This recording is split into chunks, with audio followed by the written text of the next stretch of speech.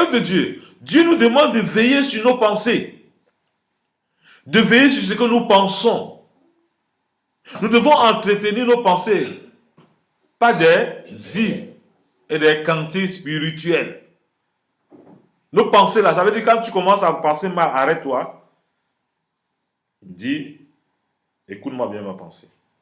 Je suis appelé à penser bien des gens. Tu n'es pas obligé de subir ta pensée. Si ça continue, va mettre la loi du Seigneur. Quand la loi va venir nourrir ton esprit, elle va chasser les mauvaises pensées en toi. C'est pour ça qu'aujourd'hui, nous devons utiliser les instruments que nous avons, nos téléphones, MP3, mettre les lois du Seigneur, avoir les oreillers pour pouvoir écouter les pensées de Dieu pour évoluer. Il n'y a pas d'âge pour écouter ces musiques, ces oreilles. Partout, tu peux les écouter. Dans le métro, tu peux les écouter. Quand tu regardes quelqu'un, tu commences à penser mal, tu écoutes ce que Dieu a dit à ton sujet. Tu chasses ses pensées et tu laisses Dieu accomplir ce qu'il veut faire dans ta vie. Je vous le dis, nous devons veiller sur nos pensées. Nous devons veiller. Qu'est-ce que nous pensons sur nous, sur nos enfants? Je connais une famille, quand j'étais encore petit, chez moi à Bafoussam, au Cameroun. Je ne parle pas d'ici à Belgique, en Cameroun. Cette femme-là appelait chaque jour son fils voleur. Le fils avait à peine 13 ans. Oh, tu es un voleur, tu vas me tuer dans cette maison. Pourquoi?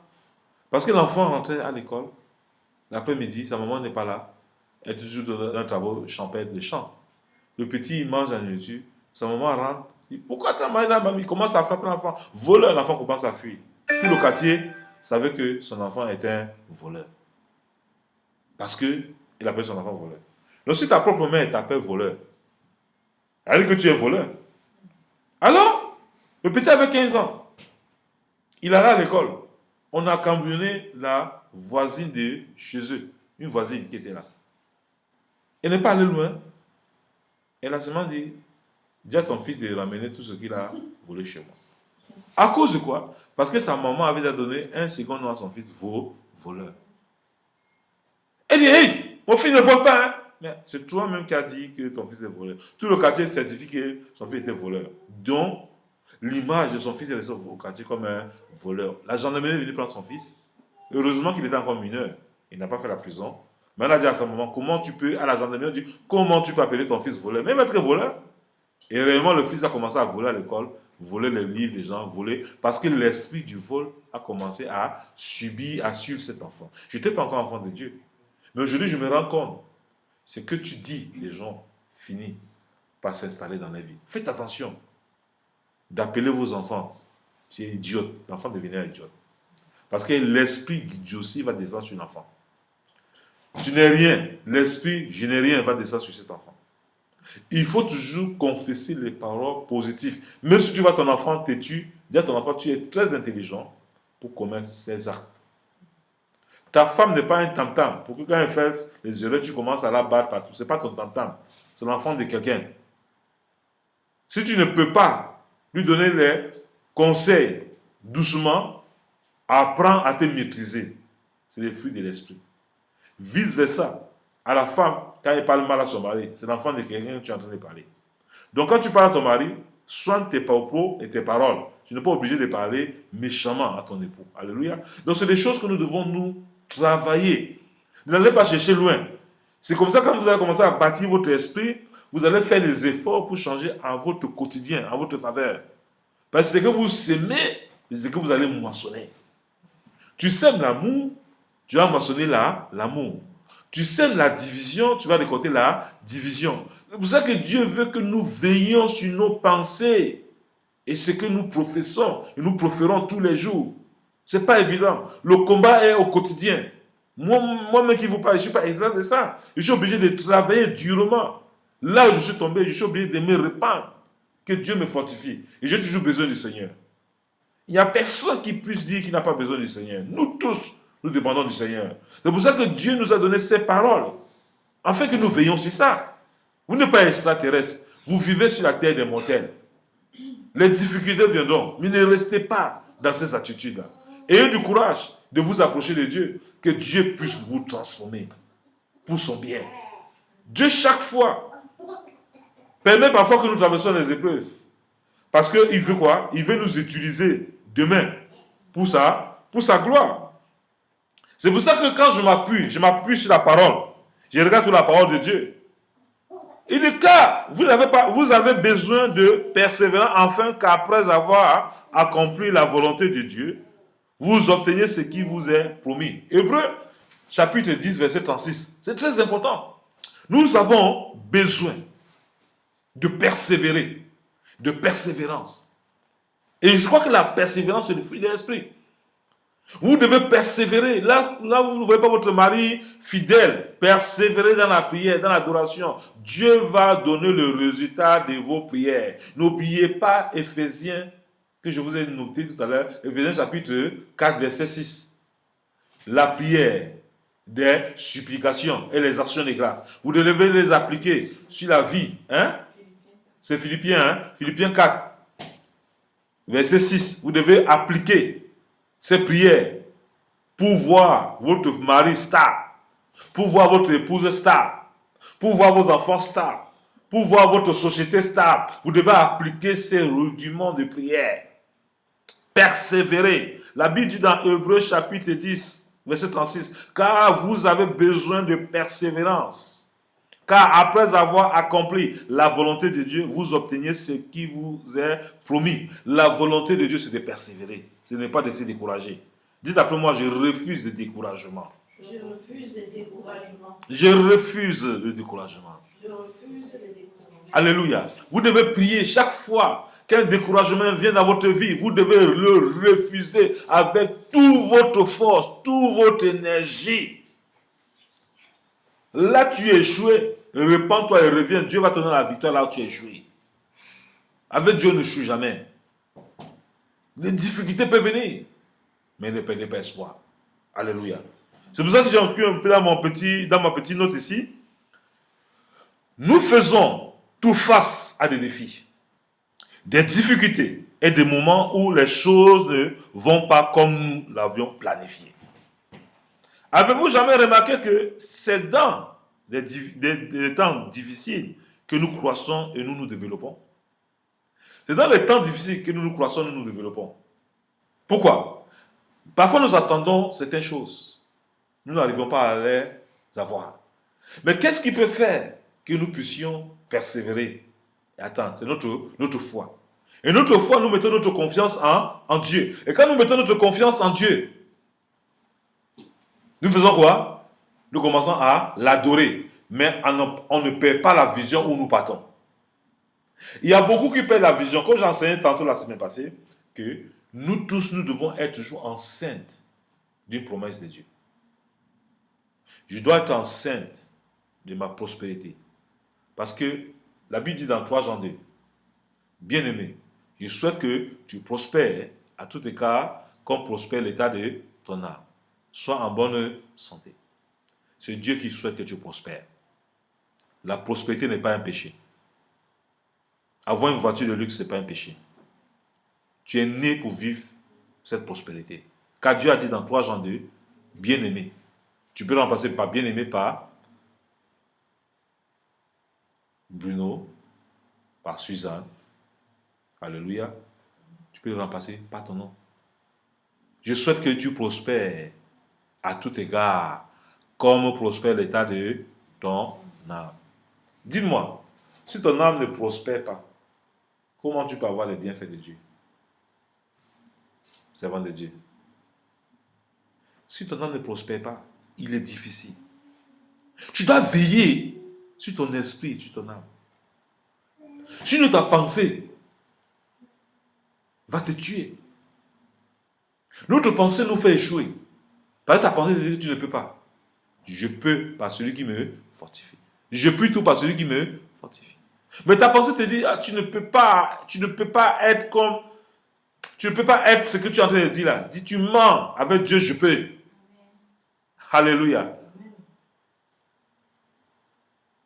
Dieu dit, tu vas manger les meilleures productions du pays. Les meilleures productions du pays, c'est quoi? Les meilleures productions du pays, ça veut dire que Dieu n'a pas réservé ça pour les autres, c'est pour toi. Tu dois saisir les promesses de Dieu. Bien t'habiller. bien manger, bien te vêtir. C'est ça, communiquer la prospérité de ton âme d'abord. Tu ne peux pas prospérer à l'intérieur, tu ne peux pas extérioriser ce que tu n'es pas. Nous devons d'abord travailler l'intérieur. Et quand Dieu réussit à nous bâtir, nous commençons à manger les meilleures productions du pays. Alléluia. Donc j'ai noté dans mon petit livre ici, nous vous encourageons à demeurer fidèles pendant l'adversité. Alléluia. Décidez-vous à servir Dieu. Peu importe ce qui se dresse contre vous. Qu'importe ce qui se dresse contre vous et contre moi, nous devons servir Dieu.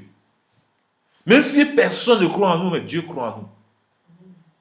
Et nous devons la vivre. Alléluia. Nous devons la vivre, maison des vainqueurs. La vivre, ce n'est pas évident. Là, on tombe, on se répand, on avance. C'est pour ça que dans cette maison, on va essayer de mettre des baffes ici. On va mettre les louanges en permanence. L'adoration. On doit cultiver, écouter la louange dans cette maison. La louange éloigne les esprits méchants. David, pour réussir ses combats, c'était la louange. Dieu nous dit, quand David, son âme était abattue, c'est l'adoration qui a nourri son esprit. Chaque fois que dans vos chants, vous écoutez l'adoration, vous êtes élevé. Aujourd'hui, le diable a réussi. Les enfants passent le temps à écouter l'adoration du diable. Si vous écoutez ce que les enfants écoutent dans les oreilles, n'importe quoi, et vous êtes étonné qu'ils sont des fumées des chants, vous les communiquez quoi? C'est que on les communique qui deviennent. Quand vous voyez, vous écoutez la musique, quelqu'un te dit dans la musique que non, les hommes, essayez d'expérimenter les hommes avec les hommes, sortir avec un homme, c'est une très bonne chose. C'est une expérience qu'il veut faire.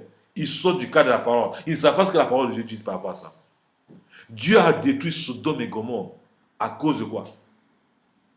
Des relations contre nature. Ils ne savent pas ça. Et s'ils avaient ce message, ils auront écouté ça. Allez lire les livres d'éclairage, de restauration. Et ça pouvait les sauver.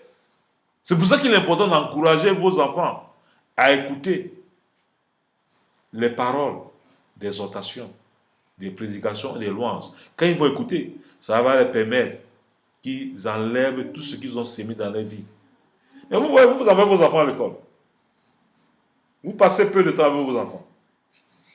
Vous passez peut-être 2 heures de temps le soir à table avec vos enfants. Ils passent la majorité de leur temps dehors. Ce qu'ils ont eu comme sémence, ça sera le résultat de leur vie.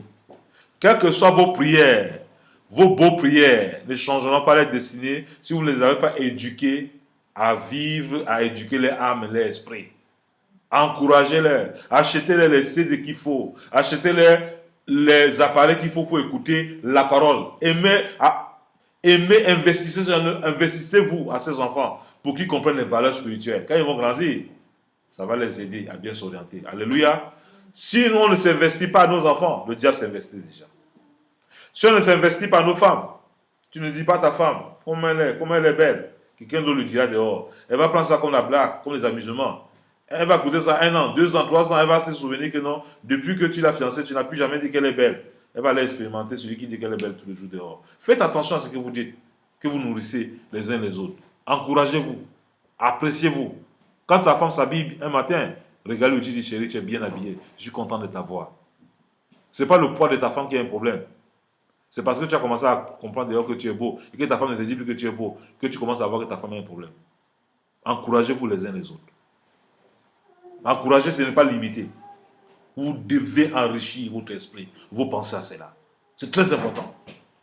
Ne laissez pas le diable entrer dans votre vie. Repentez-la vous, là où vous avez arrêté. Et marchez dans les proclamations de victoire. Je dis ici,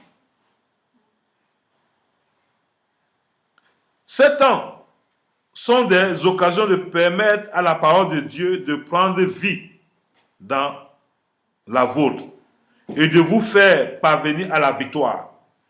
Dieu va utiliser les challenges pour vous faire grandir et élargir votre vision. Dieu va utiliser les difficultés pour élargir votre vision. Améliorez-vous. Peut-être dans ces maisons, on ne s'encourageait pas. Quand tu vois ton fils le matin, dis, mon fils, tu es beau, tu es bien habillé. Qu'ils disent, ah, mon papa me remarque. C'est important. Il y a des hommes, Il y a des parents qui ne savent même pas quand les enfants amènent quelque chose de nouveau. Ils ne savent pas. Vous devez veiller. Veiller, ce n'est pas un contrôle. C'est apprécier. Alléluia. Elle dit, mais ta chemise, c'est bien. Et l'enfant est encouragé, mais de mettre de côté ce qu'il gagne chaque semaine et s'offrir parce que son papa remarque qu'il s'habille bien. Alléluia. C'est important de s'encourager. Savoir que Pasteur Suzanne, elle aime bien le jus. Parfois, passer le fils, il n'a rien, mais il fait un petit sacrifice, il achète un petit coca. Ah! Pasteur Suzanne dit, mais comment? C'est pas vrai. Et ça lui donne encore l'adoration. Oh Seigneur, merci de m'avoir béni à mon petit-fils. Alléluia. C'est comme ça que nous devons vivre.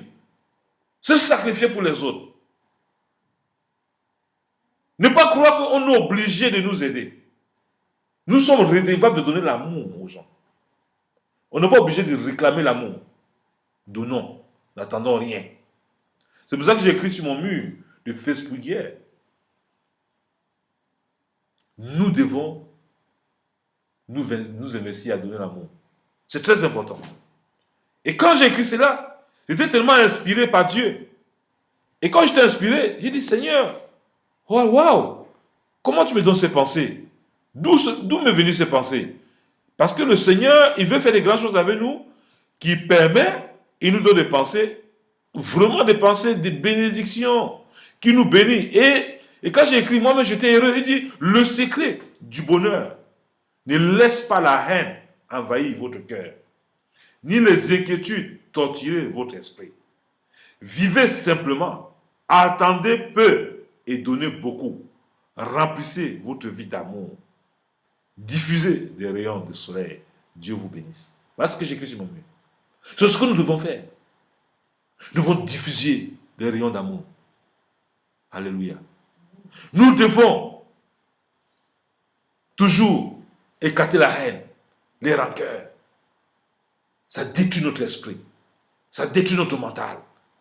Nous devons nous accrocher à l'amour véritable. Nous allons sauver notre foyer. Nous allons sauver nos enfants. Nous allons sauver nos amis. Nous allons sauver tout autour de nous. Nos amis ne sont pas un problème. Mais c'est notre esprit qui a besoin d'être restauré. Nous voyons souvent que les gens sont malades, des fous. On les ferme. En fait, ils ne sont pas fous. C'est que leurs esprits sont atteints. Ils ont besoin d'un renouvellement, de pensée, d'intelligence pour revenir à leur statut parfait. Donc chacun de nous, il y a beaucoup de fous parmi nous. Quand nous passons notre temps à étaler les faiblesses de nos frères et sœurs, nous sommes des fous ambulants. Nous devons plus les couvrir et les aider à se relever, à se redresser, à glorifier le Dieu qui a donné leur corps pour l'adorer et apprécier les vies de chaque jour. Dieu bénisse la maison des vainqueurs et Dieu vous bénisse, vous qui m'écoutez. Alors, je fais cette prière. Père, je peux faire face aux défis dans ma vie avec la tête haute, sachant que tu as confiance en moi. Aide-moi à voir tout le bien qui en découlera. Dans le nom de Jésus. Fortifie mes enfants à la maison des vainqueurs, afin qu'ils te fassent confiance et que tu donnes la victoire au milieu de les difficultés, au milieu de les incompréhensions de la vie. Rassure-leur que tu es là pour eux, pour donner la victoire. Bénis cet instant et bénis la continuité du culte. Au nom de Jésus de Nazareth, j'ai prié. Amen. Soyez bénis, fortement bénis au nom de Jésus. Je vous aime. Alléluia. Merci de m'avoir